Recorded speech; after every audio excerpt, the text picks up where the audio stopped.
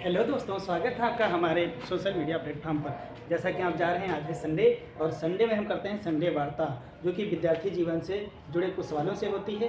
तो हम स्वागत करते हैं और आते हैं अपने टॉपिक पर। आप देख रहे हैं लिखा हुआ है संडे वार्ता एपिसोड नंबर 2। यहाँ दोस्तों पहली हेडिंग यहाँ पर दी गई है, प्रतियोगी परीक्षार्थी का पढ़ने में मन नहीं लगता। तो साथियों, यहाँ पर एक बहुत ही कॉमन टॉपिक है कि विद्यार्थी का पढ़ने में मन नहीं लगता। तो पढ़ने में मन ना लगने के कई कारण हो सकते हैं। जैसे हम लोग बीएड बीटीसी में पढ़ते भी हैं, उसका कारण ये हो सकता है कि उसका स्वास्थ्य ठीक ना रहना, मन विचलित रहना या इधर उधर की बातों में अधिक रहना। तो साथियों, पहले हमको अपने आप को केंद्रित करना होगा कि और हमें सोचना होगा कि हम यहाँ पर क्यों आए हैं, पढ़ाई करने के लिए। और जब हम पढ़ें, आप अपने मम्मी पापा का चेहरा देखिए सामने से और सोचिए कि हमको पढ़ने में मन कैसे नहीं लगेगा। आप अपने घर की आर्थिक स्थिति देखिए, सामाजिक प्रतिष्ठा देखिए, फिर आपको समझ में आएगा आपका पढ़ने में मन लगने लगेगा। आप कंसंट्रेट कीजिए, आप अपने फोकस कीजिए कि हम क्या करने आए हैं बाहर। बहुत से लोग बाहर रुकते हैं लेकिन पढ़ने में मन उनका नहीं लगता। साथियों, आप अपने घर की कंडीशन देखिए, उसको सोचिए। और आप पढ़ने आए हैं तो अपने माँ बाप का नाम रोशन करने आए हैं, तो उसको दिमाग में लाइए और पढ़ने बैठिए और ईश्वर का ध्यान लगाइए, आपका पढ़ने में मन लगेगा। फिर लिखा है कुछ प्रतियोगी पढ़ते हैं पर याद नहीं होता। ये बहुत ही कॉमन क्वेश्चन रहता है कि कुछ प्रतियोगी पढ़ते हैं, समय देते हैं, 8-8 10-10 घंटा बैठते हैं, लेकिन उनके दिमाग में नहीं जाता। तो साथियों, मैं आप यहाँ पर बताना चाहूँगा, उसका कुछ कारण ये होता है कि वो पढ़ने तो बैठते हैं, पढ़ने बैठते हैं, समय भी देते हैं, 8 से 10 घंटा समय देते हैं लाइब्रेरी में, 8 से 10 घंटा, लेकिन उनके दिमाग में कुछ और चलता है। दिमाग में कुछ और चलता है, जैसे घर की बातें, घर की बातें, मित्रों की बातें, ये दिमाग में चलती रहती हैं, घर की बातें, मित्रों की बातें, सामाजिक बातें, राजनीतिक बातें। कुछ लोगों के दिमाग में राजनीति की बातें। साथियों, अगर आप पढ़ाई करते हैं तो आपको इन सबसे दूर रहना होगा, फिर आपको याद होगा। आप याद बैठे हैं, याद कर रहे हैं, लेकिन दिमाग में कुछ और चल रहा है तो आपको याद नहीं होगा। तो आप पहले फोकस कीजिए, पढ़ाई पर फोकस कीजिए, ये सब चीज़ें दिमाग से निकाल दीजिए। जब आपके पास एक अच्छी नौकरी होगी तो आप घर आप अपने आप देख सकते हैं, मित्र को भी भेज सकते हैं, और उसके बाद आप राजनीति में भी आराम से सक्रिय रह सकते हैं। तो लिखा कैसे पढ़ें कि विषय वस्तु याद रहे। साथियों, विषय वस्तु याद रखने का सबसे बड़ा तरीका ये है कि आपको जो पढ़ा है, पहले आप किसी टॉपिक को क्लियर कीजिए। मान लीजिए आपने भारत की स्थिति पढ़ा भूगोल में, तो पहले भारत की स्थिति आप उसको पढ़ लीजिए।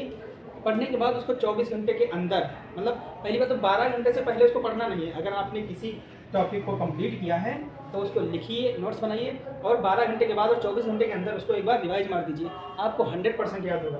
फिर लिखा है पढ़ने का सही तरीका क्या है और ध्यान केंद्रित कैसे करें। तो साथियों, यहाँ ये सबसे इंपॉर्टेंट टॉपिक मैं मानता हूँ उसको, ये सबसे इम्पोर्टेंट टॉपिक है मेरे लिए। मैं आपको बताता हूँ और इस चीज़ को मैंने अनुभव भी किया है। पढ़ने का सही तरीका क्या है? पढ़ने का सही तरीका ये है, आप जो चीज़ पढ़ें उसको रिवाइज करें, नोट्स बनाएं और ध्यान केंद्रित कैसे करें। इसमें मैं एक बहुत इंपॉर्टेंट टॉपिक यहाँ पर लिखना बोल रहा हूँ, हेल्थ। क्या है? हेल्थ, HEALTH, हेल्थ मतलब स्वास्थ्य। क्या? स्वास्थ्य। साथियों, ये बहुत इंपॉर्टेंट टॉपिक है कि ध्यान केंद्रित, जब आपका स्वास्थ्य नहीं ठीक होगा तो आप ध्यान केंद्रित कर ही नहीं सकते। आप 10 घंटे बैठिए, 15 घंटे बैठिए, आपको कुछ याद होने वाला नहीं है, बिल्कुल भी नहीं याद होगा। आपको 10 घंटा बैठेंगे, आपको उसका इनपुट मिलेगा 10 से 20%। तो ऐसा नहीं करना है, 100% बेनिफिट लेना है। क्या लेना है? 100% बेनिफिट, 100% बेनिफिट लेना है। क्या लेना है? 100%। उसके लिए आपको क्या करना है? सबसे पहले आप अपने स्वास्थ्य की देखभाल करें। क्या देखभाल करें? हेल्थ पे ध्यान दें। क्या? हेल्थ। मैं तो ये कहूँगा कि आप पढ़ाई नहीं हो पा रही तो बिल्कुल नहीं कीजिए। सबसे पहले आप अपना हीमोग्लोबिन देखें, हीमोग्लोबिन चेक करवाएं, प्लेटलेट्स चेक करवाएं। अगर आपका हीमोग्लोबिन कम है तो पढ़ने में मन नहीं लगेगा, पढ़ने का मन ही नहीं होगा। आपका हीमोग्लोबिन का स्तर गिरा हुआ है तो आप पढ़ने बैठेंगे, लेकिन आपका मन ही नहीं होगा पढ़ने का। आप 8-10 घंटा बैठ ही नहीं सकते, और आज की कंपटीशन की दुनिया में 8-10 घंटा पढ़ना पड़ेगा साथियों, कम से कम 6 से 8 घंटा पढ़ना पड़ेगा। तो अगर आप पढ़ना चाहते हैं तो सबसे पहले आप अपने स्वास्थ्य पे ध्यान दीजिए, हीमोग्लोबिन चेक करवाइए। अगर आपका हीमोग्लोबिन स्तर ठीक है तो उसके बाद आप प्लेटलेट्स चेक करवाइए। आपकी प्लेटलेट्स अगर कम होंगी तो आप उतनी एनर्जी से नहीं बैठ सकते, आप उतना समय नहीं दे सकते। तो मैं तो ये चाहूँगा कि आप अपना HB चेक करवाएं, हीमोग्लोबिन, प्लेटलेट्स।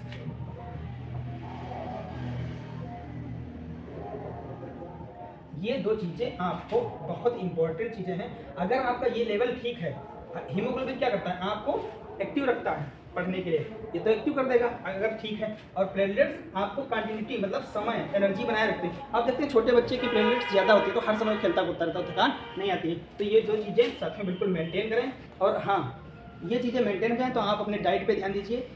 अगर हो सके तो आप फल खाइए, जितने फल खा सकते हैं जो आपकी सामर्थ्य के अनुसार। और उसके बाद आप सलाद खाइए। सलाद शाम में अगर आप खाते हैं तो बहुत अच्छा है। सलाद से क्या होता है साथियों, ये समय सर्दी के मौसम में बहुत सी सलाद है, जैसे गाजर, मूली, चुकंदर, ये सब खाइए। सब खून बढ़ाने वाली चीज़ें हैं, इनको खाइए। मैंने अनुभव किया है साथियों, ये मैं अनुभव के आधार पर बता रहा हूँ। आप ये चीज़ें कीजिए, आपका पढ़ने में मन लगेगा।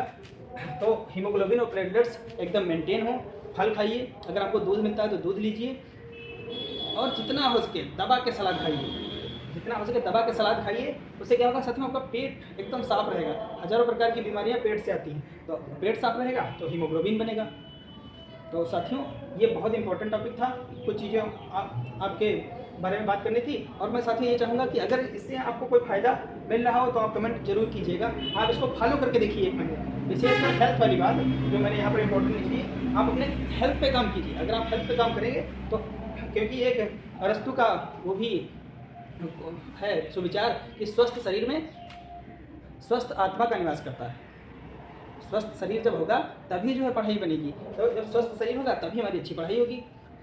तो स्वस्थ शरीर पर हमें ध्यान देना है। अगर हमारा शरीर स्वस्थ रहेगा तो हम अच्छे से सब कुछ कर सकते हैं। एनर्जी लेवल मेंटेन रहेगा तो हमें कहीं पे भी एनर्जी लगा सकते हैं। जब हमारे शरीर में एनर्जी ही नहीं होगी तो हम कैसे करेंगे। साथियों मैं समझता हूँ कि आप इससे बहुत कुछ समझे होंगे। ज़्यादा टाइम नहीं लेते हैं आपका, और मैं चाहूँगा कि अगर इससे आप 1 महीने आप अपने शरीर पे दीजिए, और जब आपका शरीर मेंटेन हो जाएगा तो आप हमको कमेंट करके बाद में बताइएगा कि इससे कुछ फ़ायदा मिला कि नहीं मिला।